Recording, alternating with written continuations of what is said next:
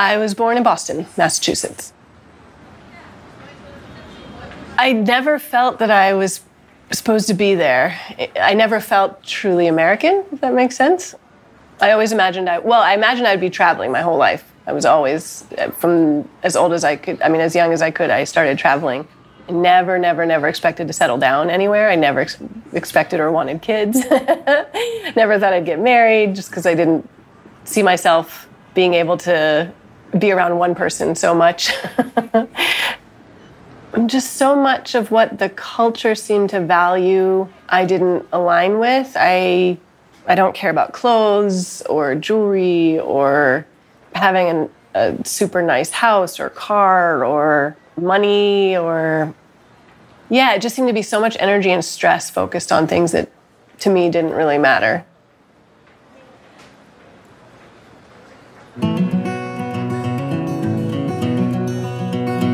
I had finished studying environmental law, and so I was on my way to becoming an environmental lawyer in New York. I was in Europe for that conference, and my sister in Israel, I said, hey, why don't you come on over for a week and we'll travel together around Greece? And she said, great. And we just had this idea to drive up the West Coast, across and down the East Coast. We didn't really know anything about Greece. To Americans, Greece is Athens and Santorini.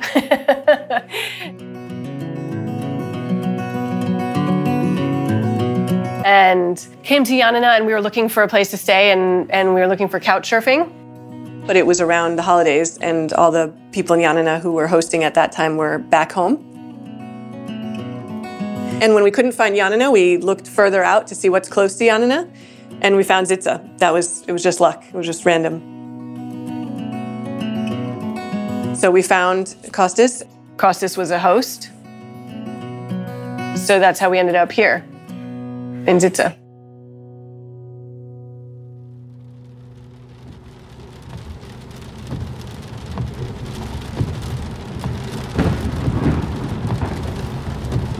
We actually got extraordinarily lost. It took us 4 hours to get from Ioannina to Zitsa.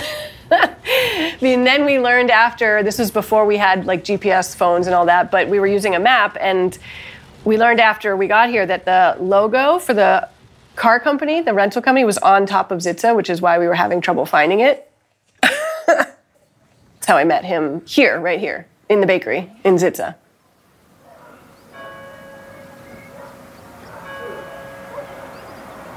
And it was December 29th, so it was very busy for him in the bakery. He was making the vasiliopita and all this other stuff for New Year's. And we came around the time of lunchtime, and his mom served, meat and potatoes, and my sister and I are both vegetarian. And we were sitting across the table from each other, and we did this silent communication of basically like, we'll eat it, and then we'll deal with the consequences later, because this is, a traditional, we don't want to step on any toes or anything. But then we saw that Kostas wasn't served any meat. And so I asked, why don't you have the meat? And he said, I'm a vegetarian. And we're like, oh, so are we. This is great.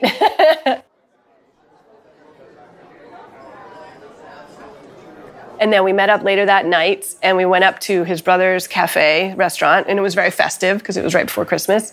And yeah, we sat around and we're drinking and talking, and we both noticed he was so quick-witted and funny and sarcastic, and he kind of like fit right in with us, and it was very much a surprise.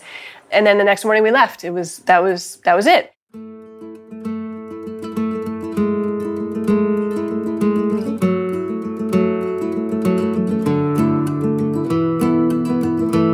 So we left, and then a week later, I was in Athens by myself. And he said, you didn't see much of the village, so if you want to come back and really see the area, feel free. And I was like, oh, I don't know. And my sister's like, no, you should go. He was really cute. And I was like, he was?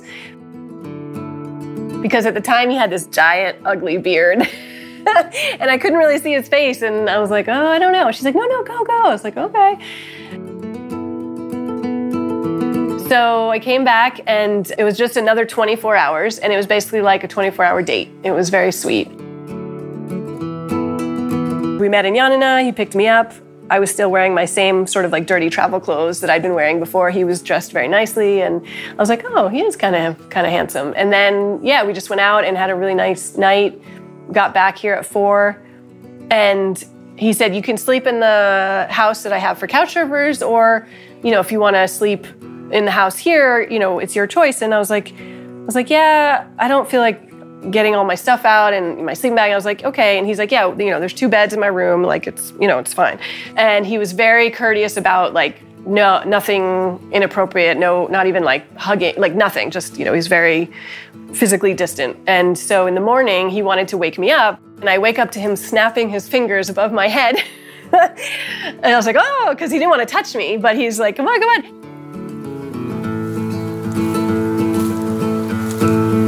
So then we went up and spent the day in Zagori. We went to the Theoieforo before it fell. And we just sat by the water and we talked. But then we also just sat in silence a lot and it was very comfortable, which is pretty rare with someone you don't really know.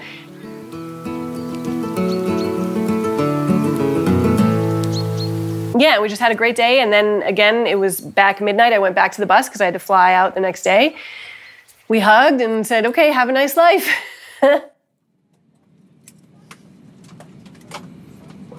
Flight attendants, prepare your doors for arrival and cross-check. Thank you. On the flight, well, I was sitting on the airplane from Copenhagen to Boston. We hadn't taken off yet, and I got a text from him that said, I'm looking for something blue. I look at the sky, but it's cloudy. I'm looking for the girl with blue eyes, but she's not here. And I was like, oh. So I took a picture of the seat in front of me that was blue and sent it back to him and said something like, here's something blue for now, or something. I don't even remember. It was not nearly as romantic as what he said.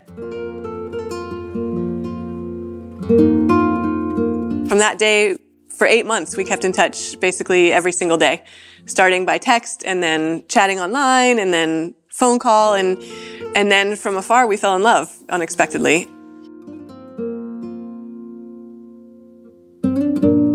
But it was very confusing for me because I had this plan of finishing law school and then going to New York. And so I was very confused, like, what does this mean that I love this person in Greece? And then I came back here mid-August and he picked me up at the airport and he took me to the lakeside in Yanina, which I hadn't been to. And we sat down and we had our first kiss.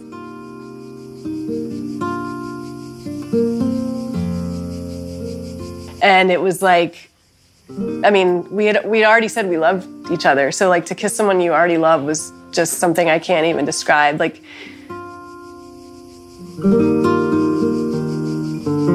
part of me wishes that everybody could wait until they're actually in love to kiss, but I know that's not really realistic in today's world, which is fine, but it just was so much better. It was just like I think my heart stopped. Like it was just such this incredible moment. I remember when the bus pulled up and he was standing there and I was just like, oh my God. And I stayed here for 2.5 weeks. I was helping in the bakery and all that. And we went to Lefkada. And while we were in Lefkada, he said, do you think you could be happy here? And I was like, yep. And that was it. So we decided to move here.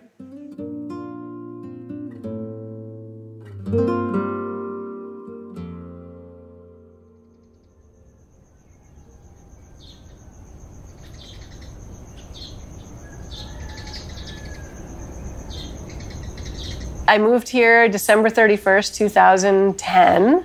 I was with the person that I loved, and it was total bliss because it was like, this was the best thing in the world for like 2 years. It was just, ridiculous happiness.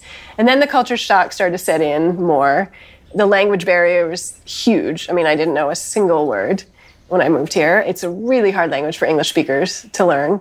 There was a lot of tears. We used to, on Sunday mornings especially, it was very hard because it was the only day we didn't work.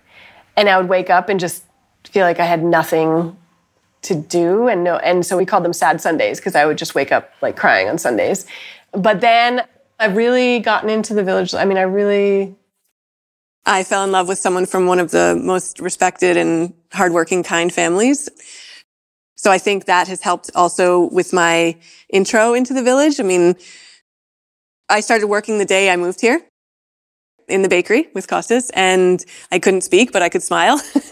And everybody said, oh, you're so kind, and you smile and helpful. And I was Kostas' only assistant for the years until we had our first kid. My family was really shocked when I got pregnant with my first child because they knew my whole life I did not want kids. I don't want kids. Yeah, it just seemed like such a burden in America. And I mean, this is only my own personal view. I mean, obviously there's plenty of people in America who have kids that are very happy. But I didn't want that life where I felt like my partner and I, whoever it would be working all the time. And then, the kids wouldn't come home until 5 or 6. And then we would see them for dinner and put them to bed. And also feeling the stress. I mean, I felt stressed about money my whole life, and I just imagined it would be passed on. The values here, the family and the support and the community and the simplicity, not everything is about money. Yeah, I mean, I love it. I love being in nature, first of all. I mean, it's just beautiful. And we have 2 daughters, and they just walk out the door and we don't have to worry about anything.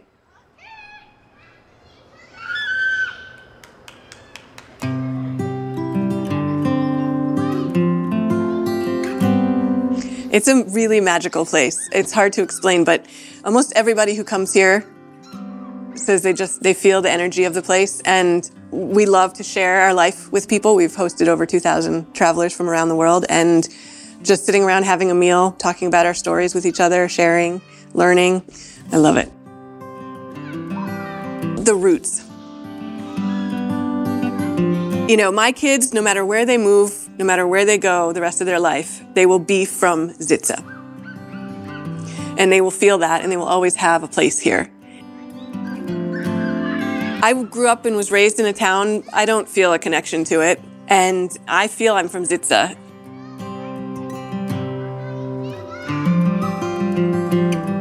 When people say, if I go to America, oh, you're going home, I'm like, no, not really. I mean, I'm visiting my friends and family.